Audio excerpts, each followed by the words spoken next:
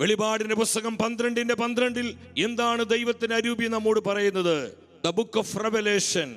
അതിനാൽ സ്വർഗമേ, അതിൽ വസിക്കുന്നവരെ ആനന്ദിക്കുവിൻ. എന്നാൽ ഭൂമിയെ, സമുദ്രമേ, നിങ്ങൾക്ക് ദുരിതം ചുരുങ്ങിയ സമയമേ അവശേഷിക്കുന്നുള്ളൂ എന്നറിഞ്ഞ് അരിശം കൊണ്ട് പിശാച് നിങ്ങളുടെ അടുത്തേക്ക് ഇറങ്ങിയിട്ടുണ്ട്. ആ വചനഭാഗം എല്ലാവരും ശ്രദ്ധിച്ച്. ചുരുങ്ങിയ സമയമേ അവശേഷിക്കുന്നുള്ളൂ എന്നറിഞ്ഞ് അരിശം കൊണ്ട് പിശാച് നിങ്ങളുടെ അടുത്തേക്ക് ഇറങ്ങിയിട്ടുണ്ട്.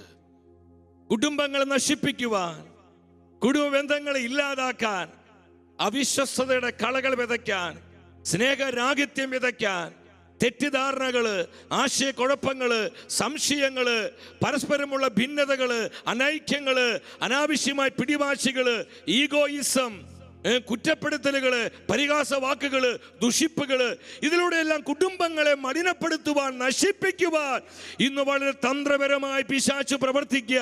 കാരണം സാത്താൻ അറിയാം ഇനി കുടുംബങ്ങളിലൂടെയുള്ള ഒരു വലിയ ആത്മീയ മുന്നേറ്റം സഭയിലും ലോകത്തിലും സംഭവിക്കാൻ പോവുകയാണ്.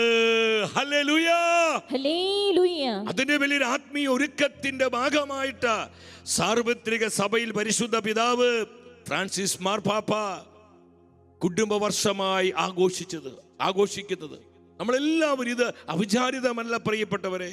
ഇത് വലിയൊരു ദൈവിക പദ്ധതിയുടെ ഭാഗമായിട്ടാണ്. ഇതിൽ സ്വർഗത്തിന്റെ ഇടപെടലുണ്ട്, ഇതിൽ പരിശുദ്ധാത്മാവിന്റെ ആലോചനയുണ്ട്, ഇതിൽ പരിശുദ്ധാത്മാവിന്റെ പ്രവർത്തനമുണ്ട്.